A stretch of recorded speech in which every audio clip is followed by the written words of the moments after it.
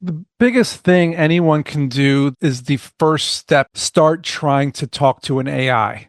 Because a lot of people aren't. How long did it take people to stop using the rotary phone and pick up a smartphone, or even flip phones to smartphones? It takes a while for people to finally accept that this is the new normal. Most hosts never achieve the results they hoped for. They're falling short on listenership and monetization, meaning their message isn't being heard and their show ends up costing them money. This podcast was created to help you grow your listenership and make money while you're at it.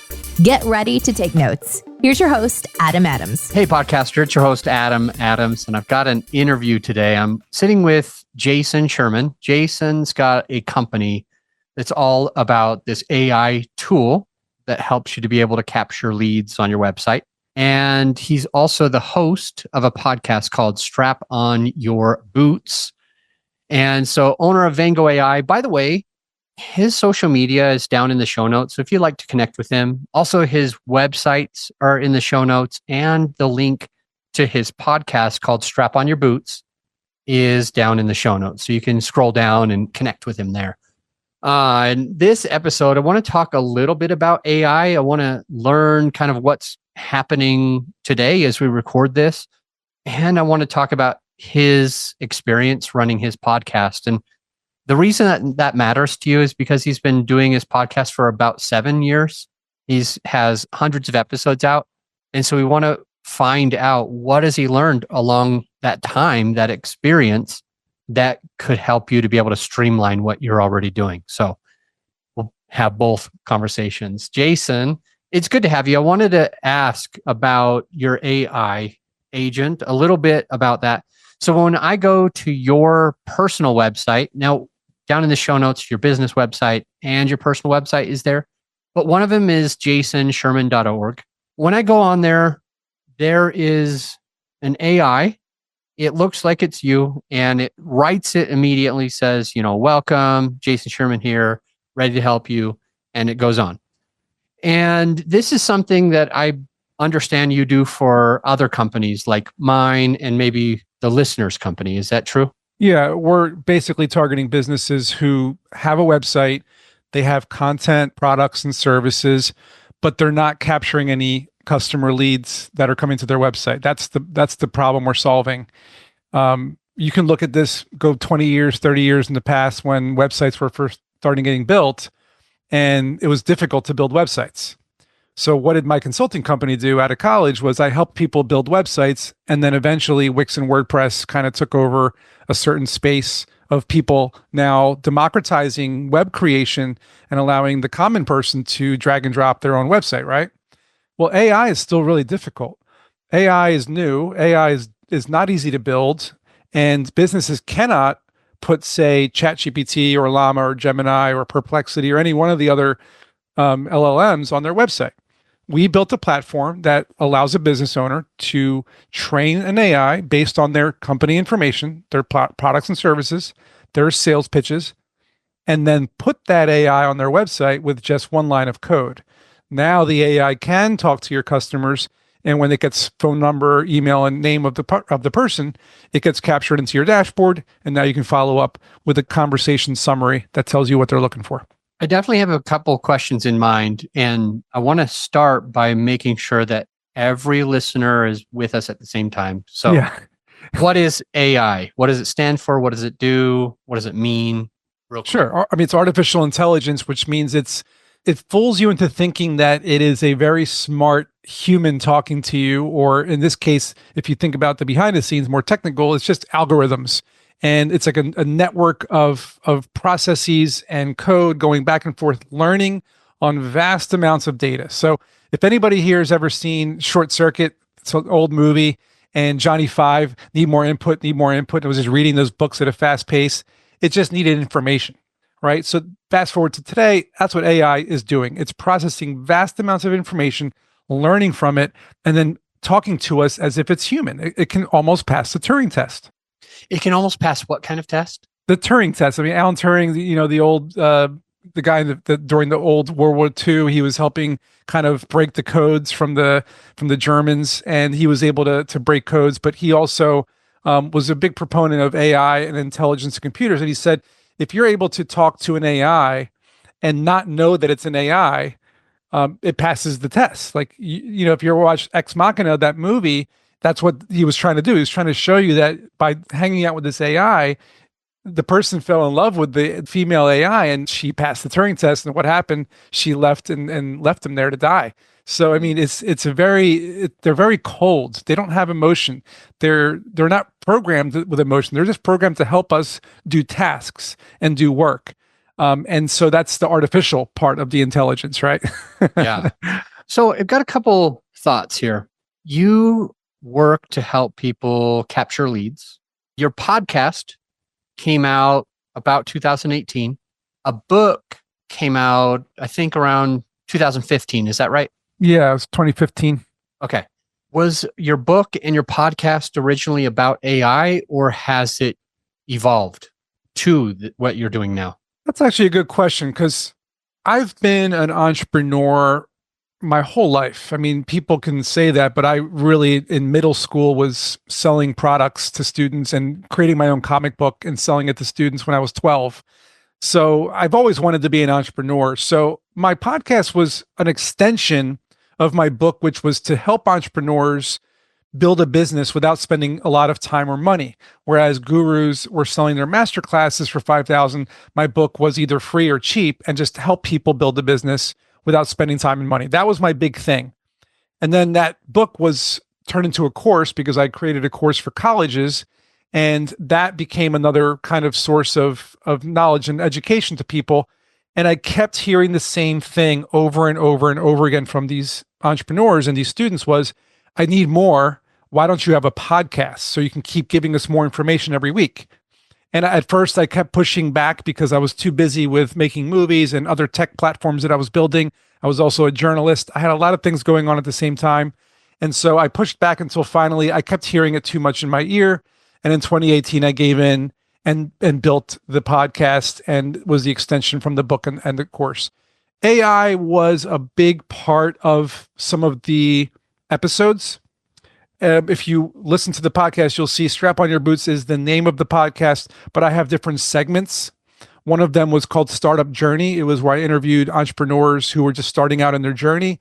Another was called Future Tech, which was all about the future. As you can see behind me, I have lots of gadgets and I love the future. So Future Tech was a big one about AI. And then Zero to CEO is where I interviewed, millionaire CEOs who know what they're doing and to give their knowledge to other people. And so that's kind of what the podcast is all about. It's all about education and helping people, but there's AI thrown in there left and right. Okay. And right now, is your only focus AI, or as far as your business goes? Or are you a consultant, or what is the business specifically? That's a good question too, because I was getting a lot of people coming to me asking for help in AI. The main question or two I was getting was, A, how can I use AI for my business outside of your AI agents, Vengo AI? And B, I have no idea how to use AI. Can you help me? So I got a couple of people saying that to me over time, to the point where I started charging for that. And I was asked, don't you have, this always happens to me. Don't you have a guide or a book that'll just teach me how to do it? I was like, no, so I'll write one. So if you go to aigoldguide.com, you can see the guide that I wrote. And if you go to wedoaiforyou.com, you'll see my consultancy for AI. That's where I can help people with AI. This means if they want to make AI images or AI videos or AI documentation, or they just want a strategy session with me, I help. So Vengo AI is for a business owner if they need an AI agent on their website for sales leads, right? But what if you need more than that? What if you need to learn how to use AI because you really don't know how to? That's where the other two come in. It's kind of a full circle approach where I give you the guide, I give you the consultancy, I give you the AI agents. So I'm not leaving you behind. I'm not saying, here's my business, just, buy my service. I'm saying, no, here's a guide to teach you so that you're more competent and make a better informed decision. And it sounds like this is a lot to help a business owner. And I'm also wondering, maybe the listener is wondering, because we've got lots of different AI options today for our podcast, to edit a podcast, to write our show notes, to come up with our images for a podcast, our hook, our story, our offer, to be able to support us to make new content, or to be able to support us to edit that content or to market that content. And so an obvious question in some of our minds might be, what is he doing to utilize AI for his podcast? What AI does he use? Has he created his own? Would you mind kind of going into that a little bit? What you just said at the end there is exactly what I'm doing. I created my own. But everything you said before that, in terms of the different types of things you can do with AI, I'm doing all of them. And the reason is work smarter, not harder. Why would I want to sit there and copy, someone's bio and then come up with my own? It just takes too long. So this is what I love about AI, by the way. This is a perfect example. You and I talking, two humans are talking, but the AI does the legwork of the show notes and the marketing and the social media and the imagery and all of the other stuff. But the humans are still here talking. You can't take us out of the equation. Not yet, right? There are AI avatars that we use, and you have those video. I'm sure you've seen them on Instagram on the ads. They're obviously AI people. But to do a podcast, it's going to be a little ways out. We got to see artificial general intelligence for that to happen, where the AI just surpasses human knowledge and intelligence in a much bigger way. Then sure, I can download my brain to an AI and it can be me on a podcast. But I think if you're a podcast host, you should be using AI to generate show notes, generate questions to ask your guests, generate your marketing copy, blog posts, all of it. There's no reason for you to write that anymore. There just is no reason. You're wasting your time. You should be focusing on the guests and making a really fun show. So we're recording this in the beginning of 2025. As of today, I'm a listener of this show and I want my life to be easier. Jason, what do I do? Where do I go so that I can be having somebody, an artificial intelligence, editing my show and creating the marketing material and so on? What do I do step one if I'm a listener? Biggest thing anyone can do that I believe is the first step, and I mean, it's going to be pretty obvious, so I almost cringe when I say it, is start trying to talk to an AI, because a lot of people aren't. And the reason I say that is, how long did it take people to get away from snail mail and start emailing? How long did it take people to stop using candles and use electricity? How long did it take people to stop using the rotary phone and pick up a smartphone, or even flip phones to smartphones? How long, right? How long did it take people to get rid of the horse and buggy and buy a car? We can go on and on and on and on. It takes a while for people to finally accept that this is the new normal. They refuse. They push back. They know, I'm scared of AI. Terminator. The machines are coming. They're going to kill us. I can't have an AI invading my privacy. Brother, sister, I'm sorry, but Facebook already did that. Meta already took our privacy and gave it away, right? So you might as well embrace the new technology. That means make a free account on chatgpt.com. Try Gemini, try Llama, try Perplexity, try Grok, try all of them. Don't just try one. See which one fits your style, your personality, your, what it is you're looking for, and just talk to it for 5 minutes, and ask it questions and learn from it and be curious and see where it takes you.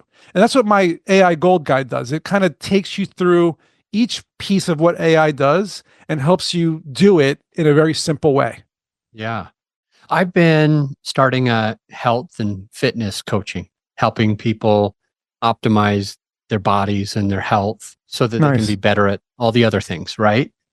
And as I'm creating this, I've leaned on ChatGPT, the paid version, a lot, where I'll do a little bit of research on whatever topic. It doesn't have to be health related. It could be podcast related. It could be business related, entrepreneur related. It could be AI related. It could be almost anything. If you've got a company, if you got a business, if you got a podcast, I've learned a lot through practice. And so I think I've been really working with it. I was one of the non-pioneers. You were talking, it takes us a lot, Jason. You said it takes us a lot of time to kind of adopt things. I'm a middle adopter. Okay. So I'm not one of the early adopters. and I'm usually not the late adopter. I wait for a few people to mess it up, a few people to say that it's good, a few people to say that you need it, and then I start to dabble. Got So it. I'm one of the middle of the road people. And so I start working with it, and you're right. You learn a lot by asking it certain questions, rephrasing how you ask that question, asking it to go more in depth on certain things, asking it to sum it up or clarify it or shorten it, abbreviate this. I want just the summation. I want just the top 5 things from this. And as you practice, or I guess get used to using a certain platform over time, you start to be able to do things quite quickly. And my favorite prompt is I'll speak to it a lot. I'll say all of the things. And then whenever I ask it to write an article for me for my website, something, let's just say it's about how running too much makes you fat. And people don't understand that. People don't think it, but it messes with your hormones. So you have more cortisol, not enough testosterone. And what ends up happening is people lose muscle and gain fat while they run and run and run. And so I'll jump in and I'll say, hey, I need a better hook for this, or rate this a 9, rate this out of 10. And it might give me a 9 or whatever it is. Okay, what do we need to do to get this to a 10?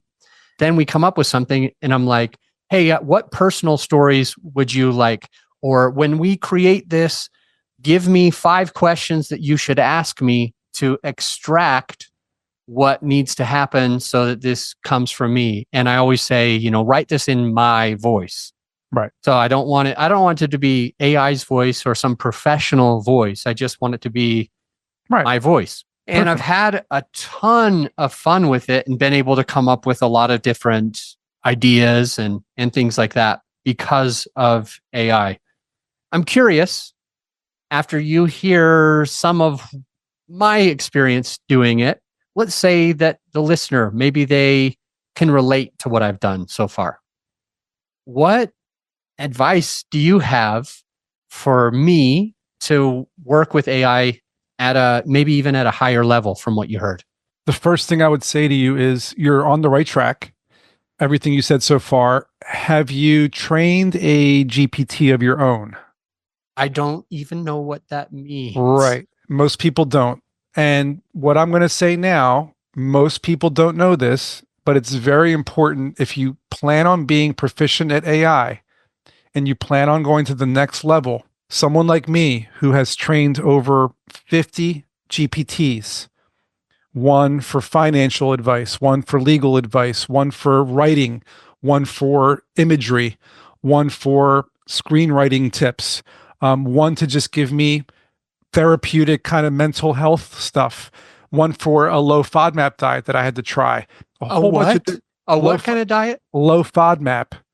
I've heard of that, but do you mind just tell me what it is? So, I can't recall. Getting older, and all of a sudden I started getting some stomach pains and stomach issues, and the doctor told me try the low FODMAP diet. And so, of course, being me, instead of learning about it, I got all the information I could get on it online, PDF books and blogs and articles, and trained the GPT to be specifically and only an expert at the low FODMAP diet. So now I say, please tell me 10 different meals that I could be eating for dinner with the low FODMAP diet, including all the ingredients.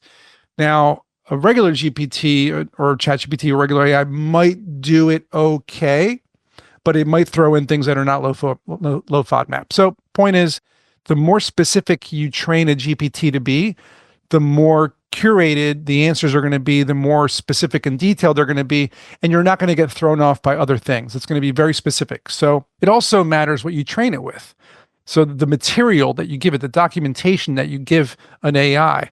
So my answer here for you and for anyone listening is that if you want to train a good AI to be very good at something, then you have to gather the documentation and material yourself online, blog posts, PDF books that are free, anything you can find on the subject, Wikipedia pages, transcripts from videos, etc., and train a GPT to be very good at that one thing. Then there's also the prompt, the instructional prompt, to train it how you want it to act, talk, give you the answers in what format, and that sort of thing. So maybe you want it to talk to you like it's 5 years old because you're writing a children's book. So you're going to create a GPT that is an expert at writing children's books and always talk to you like you're 5 years old. It's only going to ever do that. But if you tell a GPT to do that, like ChatGPT generally, it's drawing it from like all the material that it's gotten from the internet in general versus just the world that you're creating for it. Think of it like a box. You're putting it inside of a little box and saying, here, that's what you do, not the world. So okay. I've trained so many GPTs and I will always train GPTs because it's the only way to go. That's what Vengo AI is. It's essentially we're training our own GPTs for businesses. But you can't do that yourself because if you do it yourself, it's stuck on ChatGPT. Can't put it on your website. Also, ChatGPT will talk about your competitors. Ours doesn't do that. Okay. So if you're saying like, if a customer wants to buy your health and fitness program and says, hey, I'm looking to get into this program, sure, but have you thought about X, Y, and Z program? And have you tried P90X? And have you tried, this one? And no, I just want Adam Adams' health and fitness program. So you train a GPT just for that, and then the customers will only ever get your program. That's the difference. Okay. And how do you do that? I mean, I'm just a layman. I'm just a regular old person. I'm not great at technology or anything. And I've never heard of what you're saying. So I'm that brand new person. I'm saying, how do I what is a GPT? I mean, I know what ChatGPT is, but what is a GPT and how do I train it? If I'm being honest, it would take a little too long for me to explain it. And it's also more visual. I'd have to show you, which is why I started doing the strategy sessions and the guide. The guide teaches you how to do it. It takes too long for me to sit here and explain it. And it wouldn't make any sense anyway. It's going to be gibberish. So it's a lot easier for someone who is interested in creating one to either maybe have ChatGPT help you create one, which it might not be, it's not going to be perfect. It's going to be what it tells you to do. Versus someone like me who's been prompt engineering for years now and has learned how to really fine tune the process to help people create them. And that's what I've been doing with people a lot of times on these strategy sessions. They get me for 30 minutes or 60 minutes and I say, what is it that you want to do? They tell me, and then I boom, fast track them into like, let's start doing it right now. Not this, let me give you some information stuff. No. Yeah. Let's actually have an actionable goal and complete that goal by the end of the session. And when we're done, they're happy because they have their 2 GPTs or their 1 GPT, and now they're able to start using it and they see a dramatic improvement in their productivity. Okay. I want to transition, and you mentioned something both in the green room and a little bit while we were recording, that you wrote your book first, then lots and lots and lots of people kept telling you, it was in your ear, you should have a show, you should have a podcast, you should put out regular content. The YouTube wasn't enough. They wanted the audio experience. From everything you've learned from a few hundred episodes and about 7 years in podcasting, what are a couple ways that a listener who's newer at it could streamline their success from what you've learned? That's a good question because everybody thinks they can make a podcast. I just had someone this is great because the other day, a friend of mine told me that she has been told by her friends that she should make a podcast. And I'm like, great, what's it going to be about? She's like, oh, I don't know, just me talking about my life. And I thought to myself, that's not really a podcast unless you're able to get, lots of people to care about your life. What would you really talk about? Just hanging out with friends, going out on dates, my life with my family and my friends and my work and my dogs. And I'm like, what's the catch? What's the hook? What's the angle? There's a lot of these personal podcasts that don't go anywhere. And of course, people see the podcasts from, people who've gotten $20 million contracts talking about their dating life, right? And I say it's very unrealistic. That doesn't happen look at me. I've been doing it for 7 years. And yes, I'm sponsored, but it took me 4 years to get to that point. So, it takes you at least 100 episodes to get noticed by anybody. That's the number. That's when I got noticed, 100 episodes. So my advice would be to first say, what's your angle? Do you have a very good, clear-cut angle that's not saturated? So you don't want to talk about the same thing that 100 other people are talking about. Mine was very specific. It was entrepreneurship, but in a way that was actionable. That was my original idea, and also the future. People love that technology stuff. Couldn't find a lot of podcasts in my lane, so I went with it, and it worked. So you have to find what works for you in your lane. What are you knowledgeable about, and what are people constantly asking you about? So if you're getting a lot of requests from people to talk about music or sports or whatever it is, and you have a very good knowledge about a specific niche in that industry, that's what your podcast should be about. Second thing is, why niche? Why do you niche down? Why? Because not, if you start niche, you can open it up later. Okay. Right. So like, that's what I did. I actually started with these really small monologues about entrepreneurship to help people. And I was sending them out to people who were always asking me about those. So here's how I look at it. It's hard for me to pick an industry here, but let's say you're really good at painting and you have these techniques that are just, your friends keep asking you to teach them how to do those techniques. It's very hard to do that on a podcast because it's visual, but let's say you do it. Okay. Now, the next time someone asks you the question about how do you make your paintbrush move that way, here's an episode where I talk about that. Just listen to that or watch the video, right? You keep doing that over and over again. And all of a sudden you realize you stopped answering those questions from people.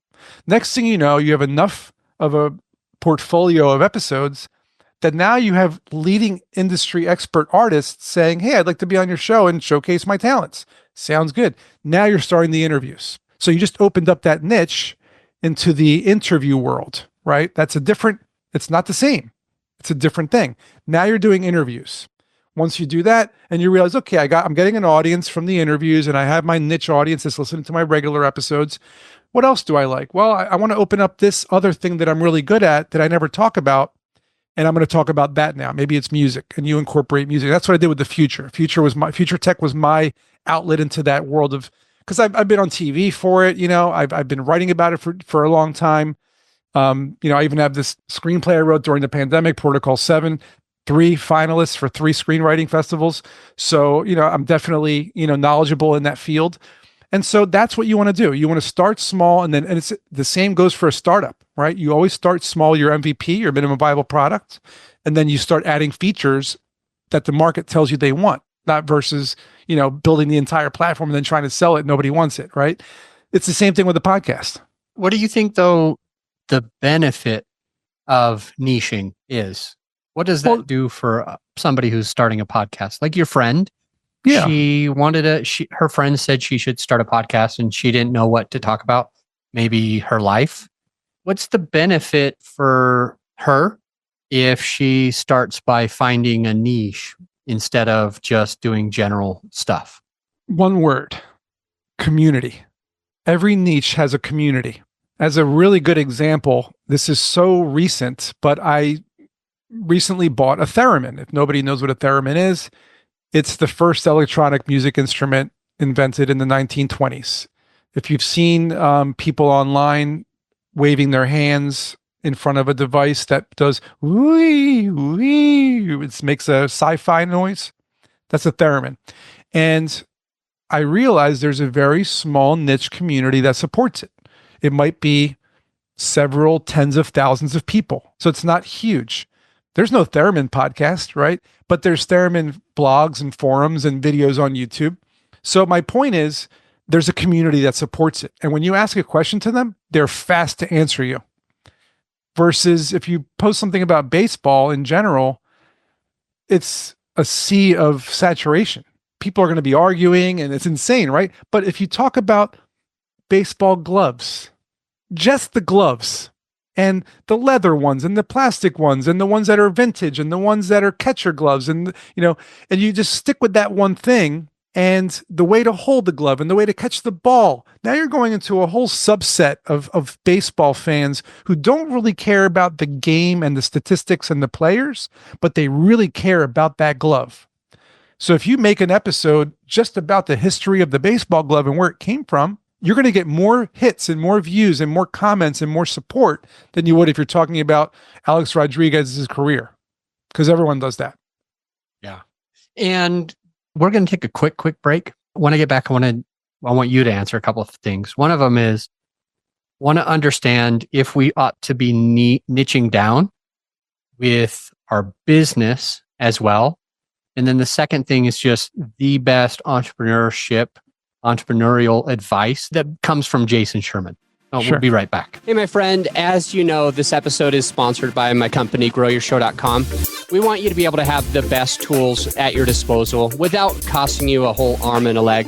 So right now you can get a free list of vetted equipment that like mics, mixers, webcams, sound treatment, editing software, everything that you need. I created the whole PDF with direct purchase links just to save you time and money, to help it be more convenient for you. So this free PDF will help you skip all the guesswork. If it's on there, it's vetted and approved by yours truly. And if it's not on there, it's probably not worth the money. So go ahead and get yours at growyourshow.com/PDF. Let's get back into the show. We're back with Jason Sherman, and we were talking about niching down in your podcast. And we noticed that that should be a really good thing. The big thing that he mentioned was community. And now let's talk about niching down in business. Jason, is it a good idea to niche down in business, or do we go the opposite way when it comes to our companies? As someone who has been running a consulting company since the 90s, and I've worked with hundreds of clients building their dream platforms, I can tell you without a doubt, always build an MVP or a niche product that has very few features. You actually call it the core value proposition. It's the core value feature that everybody wants. And from there, you build your niche audience, your target audience that sees what it is you built. And they, not you, they give you the feedback needed to expand on that. They might want certain features that you never thought of. They might not want features that you thought were good. Let the market tell you. And so a niche product will always give you better results than building some behemoth of a product only to find out that nobody wants it. That's really good stuff. And how about the best advice you have for entrepreneurs and or podcasters? So it could be a two-part question if you'd like it to be. It's tough because there's so many different things. I mean, you have my book and my course and my podcast and all the things I've ever done. It's hundreds and hundreds of pieces of advice. So if I had to boil it down, I'd say before you invest and spend a lot of time making a podcast or building a business, learn about what it is you're going to do first, as much as you can, and make what I would call mock-ups of the business or mock-ups of the podcast before going into, the weeds, right? Because if you have to remember, first of all, podcast, 7 years running here, it's a big part of your life. It just is. It's a time suck. It can be really draining. So you have to be committed. If you're not committed, then don't start it. The business, it's going to take years of your life, thousands of your dollars, lots of sleepless nights. Do you want to invest that much time and money into something that is not going to work or that you're not going to be passionate about? So I would say do as much as you can. We'll call it the pre-production process because I'm a filmmaker. Pre-production. Outline it. Outline what it is your business is. Outline what your podcast is about. Show it to your friends and family. What do you think of this business idea? What do you think of this podcast idea? Get feedback. Well, the business is good, but it would be better if you did this, this, and this, and lose this, this, and this. Podcast idea. I like that, but did you think about putting this angle in there? Oh, no, I didn't think about that. Glad I talked to you before making a podcast. Yeah. And then do a mock-up for your business, write up an outline, a logo. You can use AI to build you a very simple website, podcasts, record one episode, let people hear it. Don't even put it online. Just let people hear it. Get feedback. Always get feedback. So I guess that's the TLDR here is get feedback before you do anything. Yeah, I've got it in big capital letters. Best advice is get feedback. Smart. I'm going to put an exclamation mark on that as well. Smart. I'm writing a presentation for this group, a mastermind group, and I know what the guy who runs the group wants to have happen. And I had some really good ideas and I practiced it once and did some good stuff. And then I went in and I thought, I'm going to get the three most likely people that are already in that group. There's maybe 120 people in the group. I said, I'm going to get the 3 most likely people that I might work with that maybe even asked to work with me. And I'm going to get their feedback. Right. And it was amazing. I've only done the first person so far. Nice. And I got so much incredible feedback of, I'm asking, would this make you hire me? Would this make you do this? What would you be thinking here? What questions would you have while I'm talking about this? And it did exactly what you are mentioning. It made me actually completely rewrite the presentation. Yeah. There was some of the same information.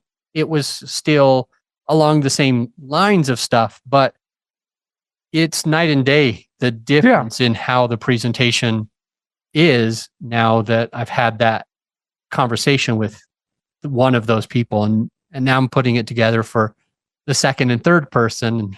And we'll be able to... The iteration, you iterate on it and it just gets better and better and better. That's, I really love that. So Smart. Whether you're saying whether it's for our business or for our podcast, or any project, a song, a book, a movie script, a fashion design, anything that you ever create, get feedback on it. Yeah. Love that. Jason, thank you. I'll remind the listener that all of your links and everything is down in the show notes. So it's really easy for them to scroll down and connect with you. And the next episode should be a great episode. So if you're listening to this one, you've got time. I'll see you on the next episode. Bye for now. This is serious. Don't go. Now that you've gotten whatever value that you feel that you got, the actionable takeaways, you need to implement the stuff that you learned. If you remember me talking about bird church once, and they learn how to fly, and then they walk home, I don't want you to walk home. I want you to fly home. So take the steps, take the actionable steps for your benefit so that you can become a better podcaster. That's the only thing that I ask of you. And I'll see you for more actionable tips on the very next episode.